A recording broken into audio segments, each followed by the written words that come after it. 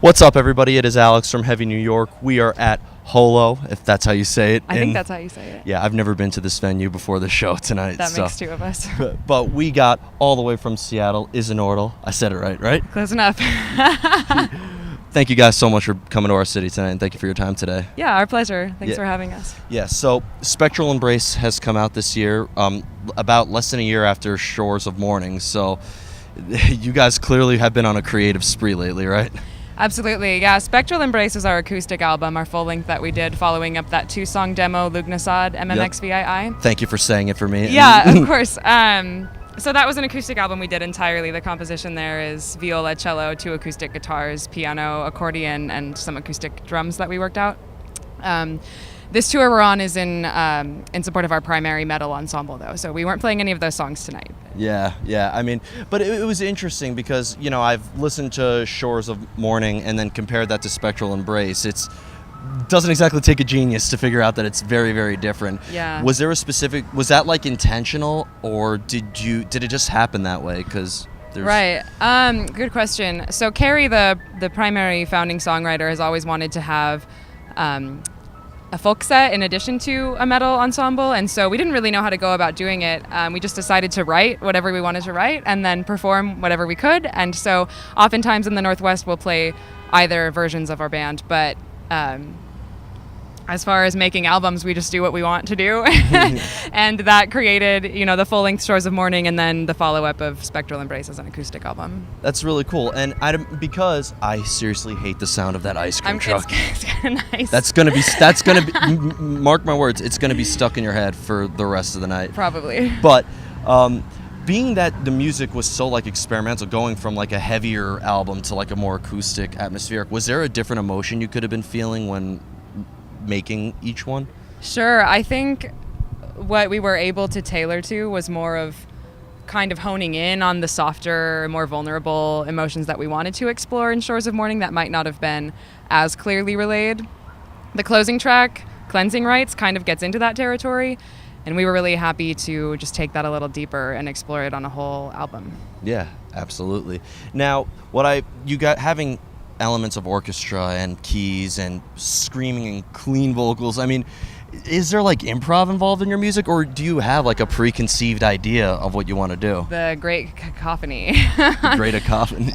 We do a lot of, I guess I'd say, ad-lib improv when we're rehearsing. We use some independent songwriting software at home. We'll draft out our ideas in a writing program we use and send it to each other and then bring it to practice and see if each other is capable of playing the parts that we write. But then there is a lot of, I've got this riff, just try making a melody on top of it, and we'll record those sessions and then we'll listen back to them and see what we like. And we kind of just take all creative approaches to actually composing. Was that your question? I kind of trailed off a little bit. Yeah, no, you got it. But I would like to assert that, yes, there is a lot of careful consideration in the composition. Yeah, absolutely. Now, being that, I would also say that your music has to have some conceptual elements behind it, right? Like you definitely have like a meaning behind what you do, right? Absolutely. And we like to err more on a more ambiguous side of when it comes to conceptual ideas. There's a lot of portrayed emotion that we strive to really convey. We like to also pay a lot of homage to our territory, so the Cascadian region up in Seattle. Yep. Primarily, we like to call ourselves nature worshipers, so I'm going to get into that there's in a lot of that, and yeah, it's kind of, the ambiguity factor lets it be a little more personal, I think, because it kind of lets the listener decide what it means for them. Yeah. But we definitely present a safe space of grief and loss and suffering and depravity, and kind of give it a little beautiful touch around the edges, so it makes it a little more welcoming and a little safer. Yeah, you have like a very, I've said it's like the type of music that can maybe sing you to sleep, but it scare you to death at the same time. That's an amazing compliment, thank you. Yeah, but I'd imagine these emotions and concepts that you try to convey, obviously that led to the music you had, right? Right, I think it was an interest in conveying, of course, the darker side of life, but wanting to present it in a way that had a lot of finesse. Yeah, absolutely. Now, what I was curious about is from looking at your music and everything, you have songs that range from like 6 minutes to like 17 and a half minutes. What I was curious, and I actually asked this to Yob, who we interviewed the other day, but cool. How do you know when a song is done? That is the question. We kind of see things in parts, and so we'll just keep adding parts until we get bored with it. We're pretty sensitive to stagnation, so if there's an idea that's really worth exploring, we'll present it in a long form, and then maybe we'll take that and make a sub-song out of it. I guess there's no real way of determining when a song is done. It depends on how much work you want to put into it. It's more of like a subconscious thing, right? I think so. I think a lot of creativity, unfortunately, can't be meticulously calculated like we would like to. But I think that's actually really good, though, because sometimes if you have like a preconceived idea, you could be disappointed in the end, right? Yeah, I think there's definitely opportunity to say, I want to convey this idea. I'm going to write a song about such and such, and then there's opportunities to be very succinct, but then oftentimes you'll get in the creative writing process with your friends and you just learn a lot more about yourself as a songwriter, and then you want to keep exploring. So you do have to have kind of like a conscious attitude to cap that off, and to know when it's becoming overkill. I hope we don't do that. So no, not at all. But there was a time, like the final song you played tonight did have me fooled a couple of times. That Lord of the Rings fake out ending there. I did have a premature applaud. Oh, that's great. Yeah. But I mean, and mentioning that, with collaborating with other artists, you may have an idea of who you are as an artist, but you may have a totally new idea on who you are after you collaborate with people. That's one of the most beautiful things about being in a band. Yeah, and some people think that's the hardest part, but right. As long as you trust the people you're working with, which I'm very fortunate to have that opportunity to do so, it's usually a pretty safe space for creating. Absolutely. And one final question I wanted to ask you is, as we were talking before we started rolling, I mean, it seems like Seattle or the whole Northwest region, you call it the Cascadian. Yeah. But, I mean, with Oregon being home to Yob and Agalock, and, the Seattle area home to you guys and Bellwitch, who we just spoke with, and Eye of Nyx, it seems like that is a very appropriate place. Is it just, sorry if it may seem a little too stereotypical, but is it is it just the air that's over there? Like, that's so funny. We're worlds away now over here in New York, so it's kind of fun to look at it from here. I think that maybe if you ask the question over there, I might not know how to answer, but it's different for everyone.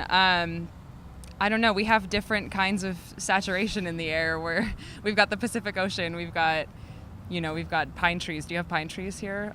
I don't know. In the suburbs, Okay. we don't get those in New York City. I'm particularly interested in seeing regional and territorial influences on sound, but I don't know if there's an exact particular answer to that question. But we all kind of seem to be breathing similar air, like you said. So there must be a true Cascadian sound out there.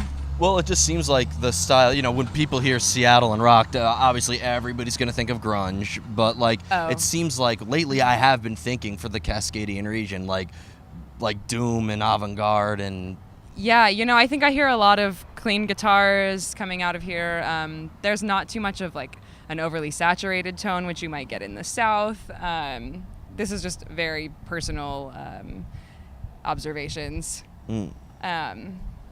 Were we talking about the difference between Oregon and Washington in particular? No. Just like the whole area. Was it kind of easy for you guys to maybe get your music out in the Seattle area with bands like Bellwitch and Eye of Nyx? And I think there was definitely an audience ready for it, if that's what you were asking. Yeah, definitely.